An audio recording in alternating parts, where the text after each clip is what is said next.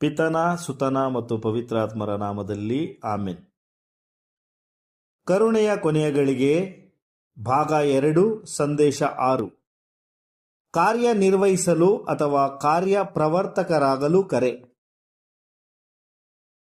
ಸೈತಾನನು ಮತ್ತು ಅವನ ಗುಲಾಮರು ಭಯಂಕರವಾದ ಆಳ್ವಿಕೆಯನ್ನು ಸ್ವಚ್ಛಂದವಾಗಿ ಮುಂದುವರಿಸಲು ಬಿಟ್ಟರೆ ಮಾನವ ಕುಲವೆಲ್ಲ ಎದುರಿಸಬೇಕಾಗಿರುವ ಅಪಾಯವನ್ನು ಗುರುತಿಸಬೇಕೆಂದು ನಾನು ನಿಮಗೆಲ್ಲರಿಗೂ ಕರೆ ನೀಡುತ್ತಿದ್ದೇನೆ.